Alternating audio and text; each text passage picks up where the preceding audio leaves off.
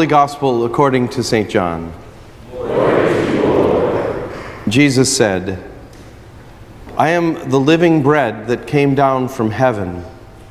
Whoever eats of this bread will live forever. And the bread that I will give for the life of the world is my flesh. Some then disputed among themselves, saying, how can this man give us his flesh to eat?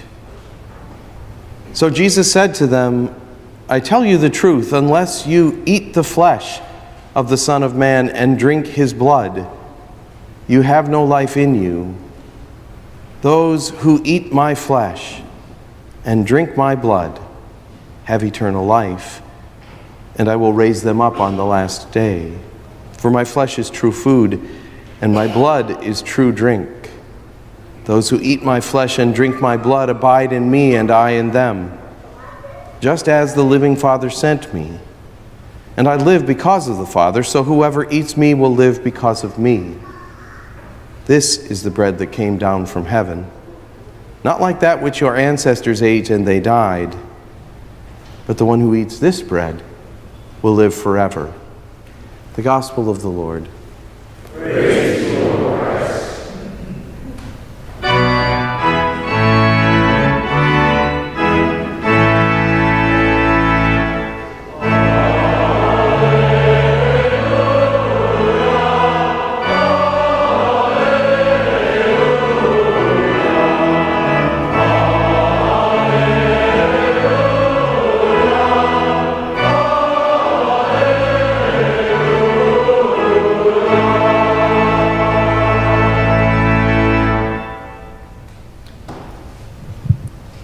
Dear friends in Christ, grace to you and peace in the name of the Father, and of the Son, and of the Holy Spirit. Amen.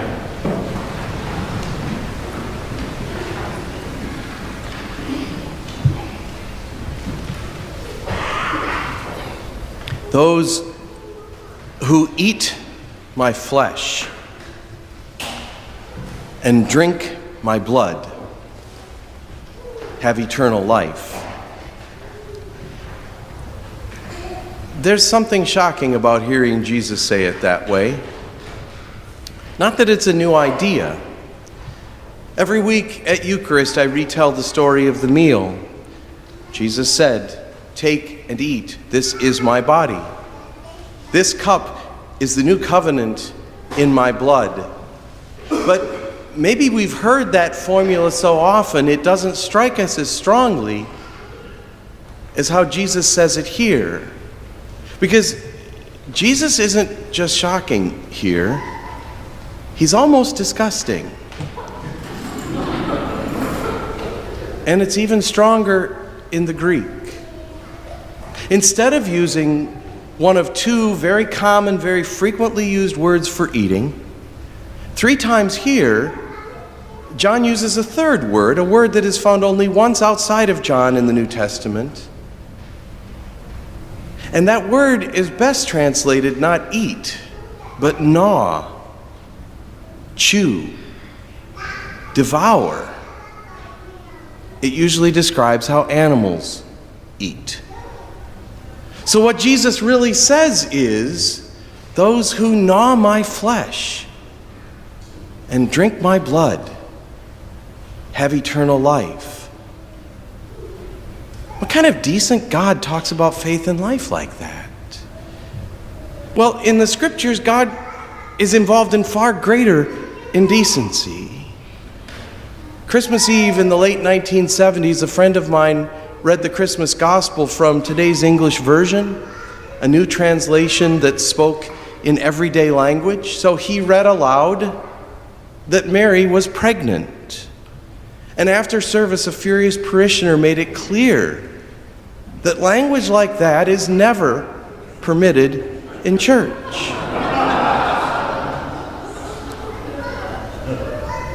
But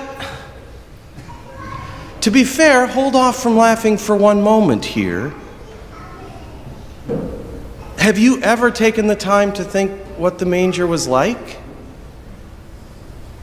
Have you ever imagined what the manger scene was full of? Blood, water, sweat, smell? That's what happens when a baby is born. God with us is God with us in the middle of a mess that decent people don't talk about publicly. And what about the crucifixion? Do you ever envision what that was really like?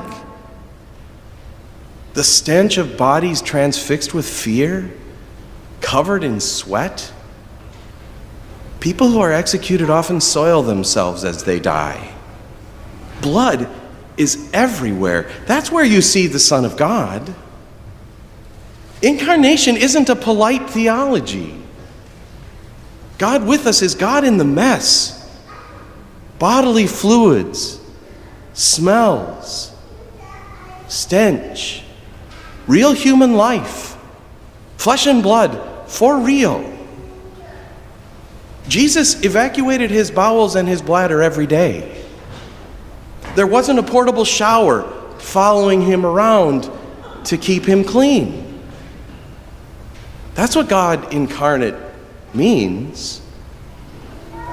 God in the midst of it. God taking on every piece of our human body, the things that decent people don't talk about. What kind of decent God would permit such a truth? What kind of decent pastor would preach about this? It's not just God. Our culture is squeamish about the reality and mess of our own animal bodies. Funerals have changed from people lovingly caring for and washing their loved ones to professionals whisking them out of our sight. Anything that happens behind the bathroom door with the fan on is off limits for talking about. We don't want to admit that we age, so we're embarrassed to say that we're using hearing aids.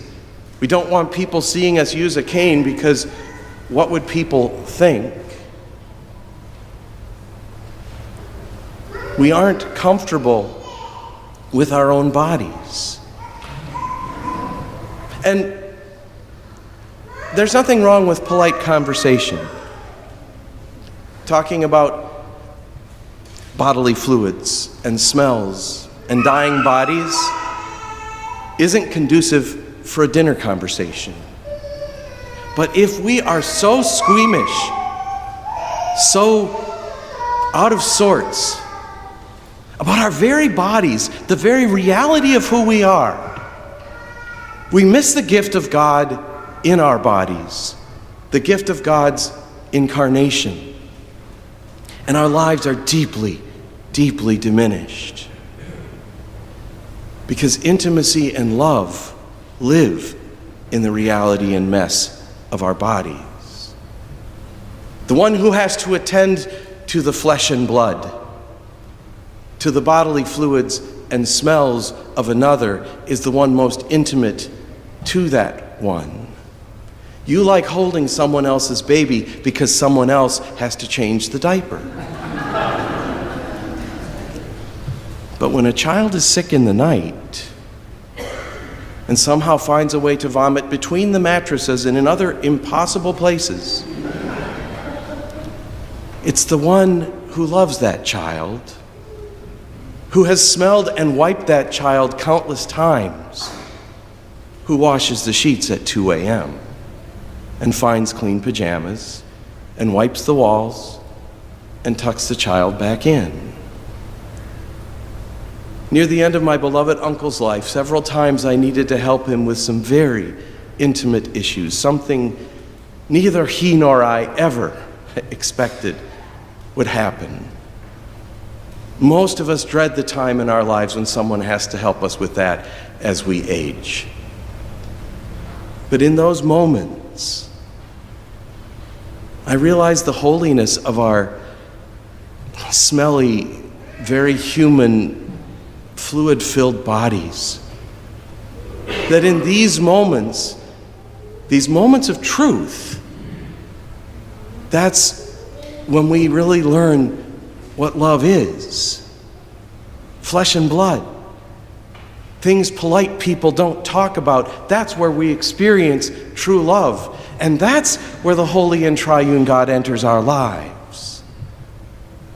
God's Word took on human flesh, not a sanitized version of humanity. The Word became flesh. Mary, a real woman, experienced the Son of God sitting on her bladder in her 9th month, making her very uncomfortable. God's Word had our aches and pains and smells and fluids and embarrassing noises, was truly human. Becoming one of us, God says, "Did you not believe me in Genesis 1 when I declared all this, all of your fleshliness, good? Did you not believe I still thought it good when in John 1 you learned that I took that flesh on myself for your life?